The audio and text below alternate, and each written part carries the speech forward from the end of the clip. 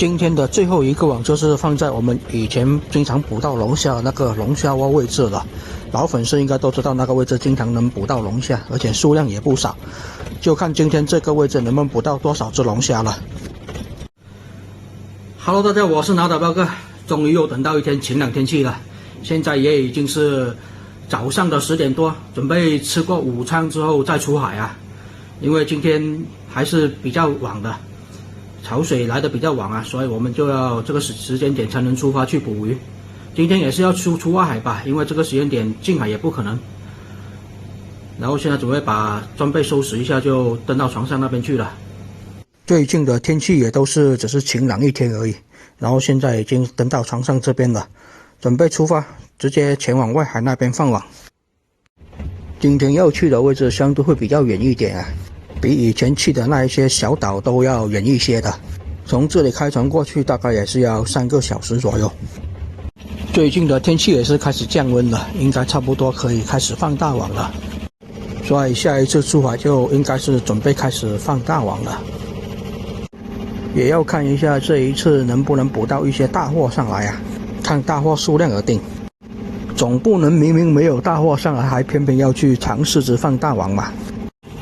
天气还是比较晴朗的，你看这海面基本也没有什么风浪，感觉也是风平浪静的吧，冬天很难得有这样的天气。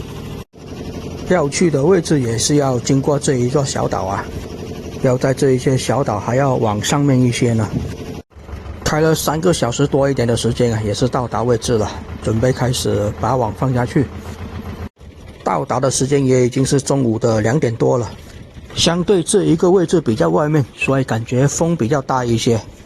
在近海的时候基本也没什么风浪，外海的时候就风浪有一点。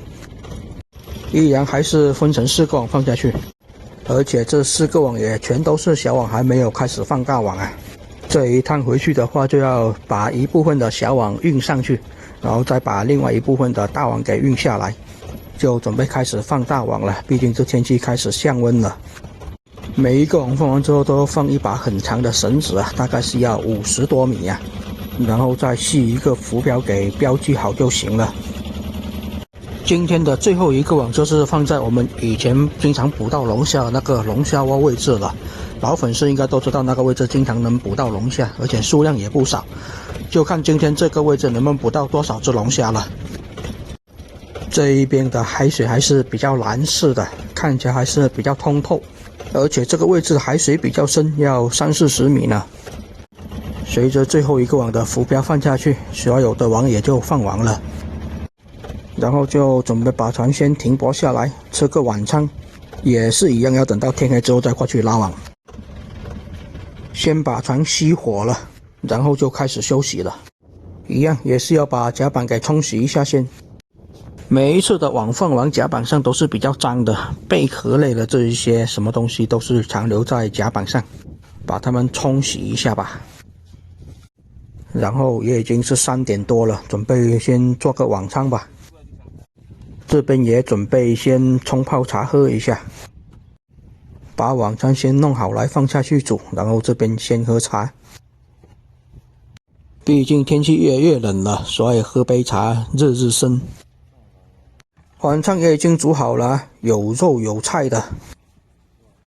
等把晚餐吃好都要5点钟出头了。现在天黑得比较早啊，基本5点多钟天就完全黑下去了。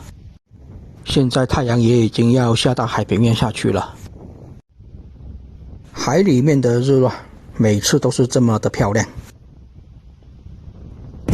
机器刚启动啊，然后现在准备过去拉网了。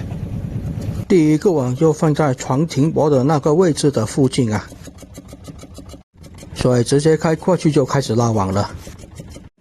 好了，看一下这个网的收获怎么样吧。今天的第一条渔获上来的是一条加鲫鱼啊，第2条渔获就上来了一个小墨鱼。最近也挺少捕到墨鱼的，拉上来甲板都黑了好几处，挺久没有捕到墨鱼了。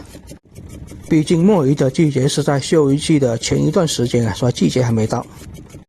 小剥皮鱼也是来了一条啊，而且感觉这一个位置的小剥皮鱼还是挺大条的呢。虽然是比较外面的位置啊，但是渔获的数量感觉还可以啊。你看这边连续的拉都有渔获上来，上来的加级比较多啊，但是感觉今天这些加级还没有上一次外海的那么大条呢。但是小剥皮就真的大条很多。不过毕竟这个季节的小剥皮数量比较少的，说它少，它倒是来了3条了，你看都是挺大条的吧。毕竟这个季节的小剥皮就是比较大条一些，而且价格还相对比较高呢。上一次去鱼排卖已经开始涨价了，上一次卖给鱼排的价格已经是50块钱1斤了，估计这一次还要涨价呢，要涨到差不多60块钱左右应该有的。年前就更不用说了，价格更高啊。这一个网的加级就比较多一些啊，全是加级鱼。按道理来说，加级的季节应该也过去了呀，可能现在的加级没有那么肥，拿来相煎一下也不错。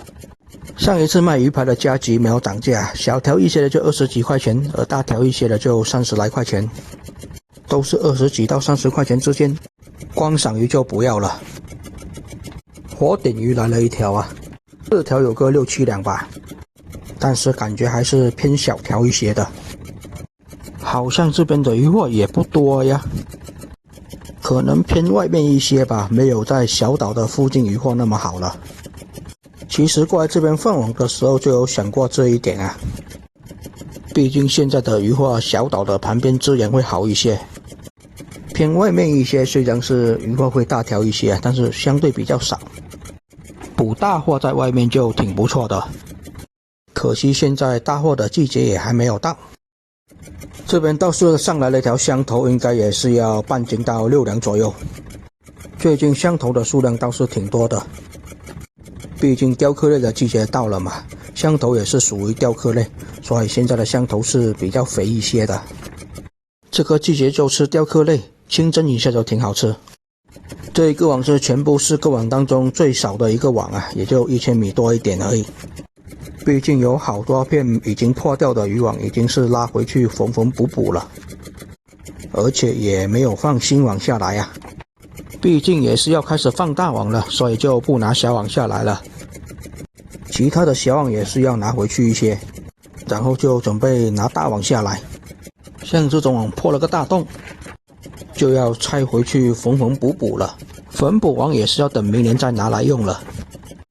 沉底网也是经常这样子啊，特别是网放礁石区的位置，随时都会破一个大洞的。既然选择放沉底网，所以网破洞你也不用去心疼它，拿回去缝缝补补就是了。而且我们的丝线还是属于比较粗的那一种啊。来了一条黄鲫，感觉这一个位置的渔获是真不咋地啊，网都拉了一半了，上来的渔获还没有一点。估计拉上的渔获10斤都不到吧，看来还是不能跑到太外面放网啊，太外面的渔获资源真不好，也没有什么大货，值钱货也还没有遇到。10斤左右的渔获差不多吧，就是小剥皮要比小岛旁边的要大条很多，感觉这附近的位置渔获也都不怎么好，所以就很期待龙虾窝的那个位置会不会有龙虾了。望向近海那边还是有几艘渔船在那边作业的，毕竟天气晴朗嘛，大网上作业的渔船还是比较多一些的，毕竟网上的渔获会比较多。这一个网就上一些加级而已了，好几条一起上来，这一会的数量感觉还挺不错，10来斤渔获吧，数量肯定是没有上一次外海的那么好，毕竟上一次的放网也是在小岛的旁边呢。偏外面一些的位置是更适合放大网啊，小网的收获就比较差。这里倒是来了一条柠檬鱼，看起来还挺大条的。今天捕上的柠檬鱼数量也不多啊，也是除了加级数量多一点而已，其他渔获数量都很少。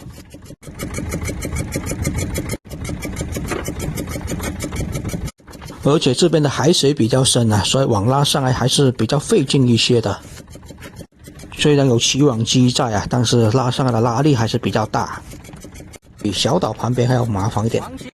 今天的第2条黄鲫，黄鲫学名是叫做3线基鲈，现在季节应该也是到了，后面黄鸡的数量会越来越多，肥度还是可以的。黄鸡拿来简单的清蒸一下，味道就挺不错了。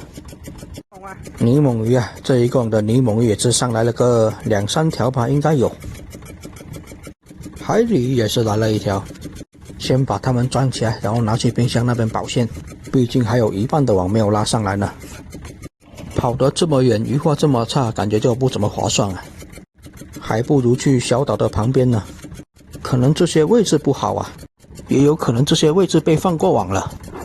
虽然我们自己很久没有过来这个位置放网啊，但是其他人过来这个位置放网我们也不知道，所以放完网回去我们肯定也是不知道的。然后我们又过来了，鱼货自然也就会差很多，这都是正常的范围内，没关系的。斑马鱼啊，最近捕到这种斑马鱼比较多。这边倒是来了2条大泥猛，而且这2条泥猛鱼还是很肥的呢，又大条又肥啊，拿来清蒸味道应该不错，拿来红烧也行吧，特别的香。这一处的泥猛鱼倒是有一些，但是小剥皮就真的没有几条啊，毕竟也是太靠外面了。小剥皮一般都是在小岛的附近数量会多一点啊，只要太偏外面它都不过来游动的。这也是不知道怎么回事啊，可能小岛的附近有更多合适小剥皮生存的环境，或者是可以吃的食物吧。只是这个位置的资源比较差，大条的鱼货也是没有遇到啊。连上一次出海捕鱼捕得比较多那种1斤左右的真鲷也没有啊。这个网最多的也就是这些家鲫而已了。这边也是3、4条家鲫一起上来，可能这个位置也就有一些家鲫而已吧。香头也是偶尔来这么1条而已哦，有个6、7斤的鱼货了。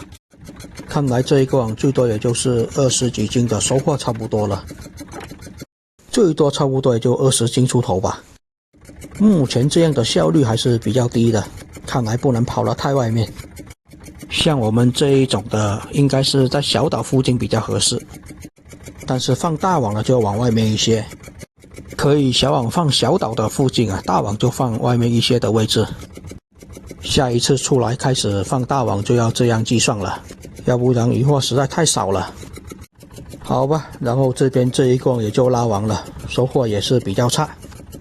上一筐10来斤，这一筐7、8斤吧，加起来20斤左右，准备过去拉下一个网了。这个视频就先分享到这里，下一个网的视频就下一期再分享给大家看了。我是拿岛彪哥，还请大家给我点点关注，观看下一期精彩的外海捕鱼视频哦。